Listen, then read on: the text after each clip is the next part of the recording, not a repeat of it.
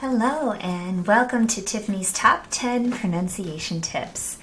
My name is Teacher Tiffany and I have created the Right English course to finally help you be able to speak fluently and understand what you hear. Tip number 1. Stress important words and syllables. Just like a marker can highlight important words in written English, stress highlights important words in spoken English. You can also think of stress like a spotlight, shining light on those very important words. Stress helps the listener understand what you say by focusing their attention on your important message.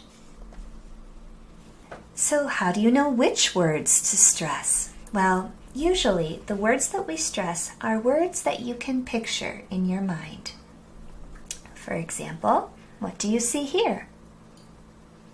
A black truck? Words like drive, the color black, a truck. Let's build a hot fire. Let's build a hot fire. Can you hear how those words are emphasized for the listener?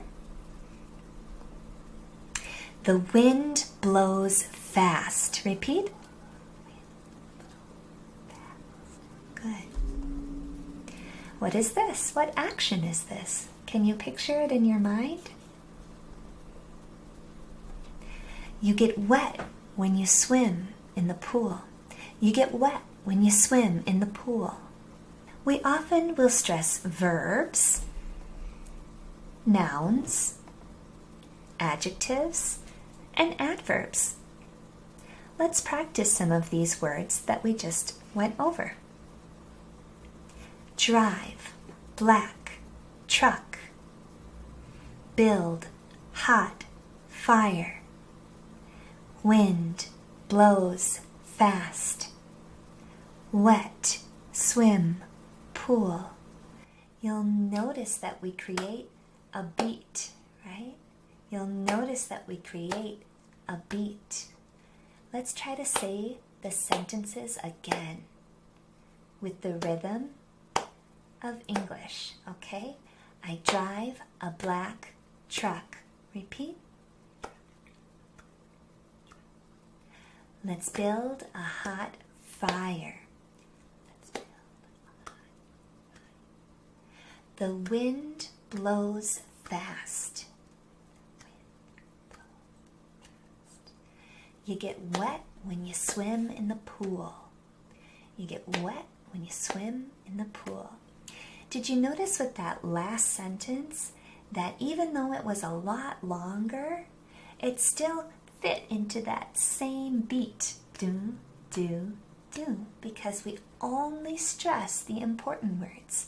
So all of those other little words got mumbled together. You'll see that's one of my later tips. We'll come back to that idea. Okay, so how do I know which syllable to stress in a multisyllable word?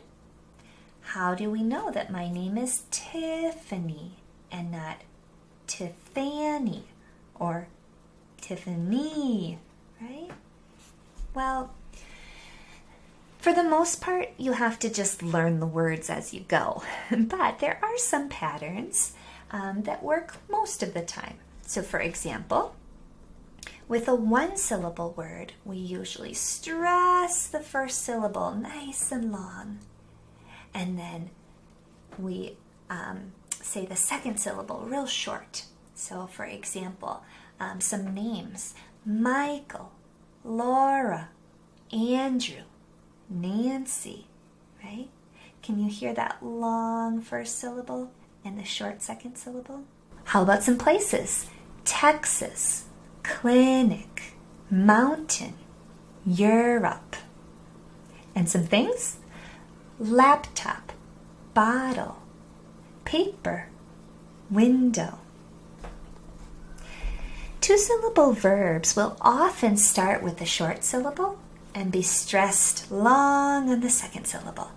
So for example, enjoy, allow, replace, accept, undo, predict, reply, support, assure, require, succeed, deter. Another rule that almost always works is how we stress words that end in shun.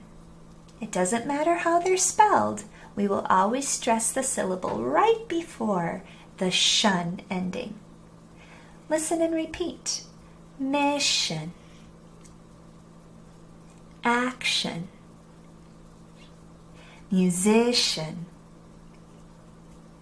profession, education, politician,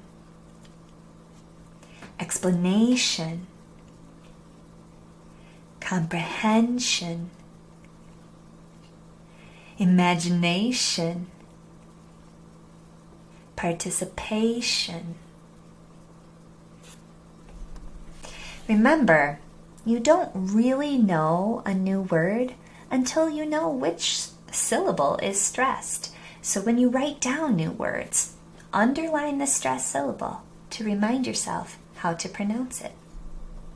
If you have any questions, feel free to reach out to me on Facebook or email me at tiffany@writenglishcourse.com. Thank you.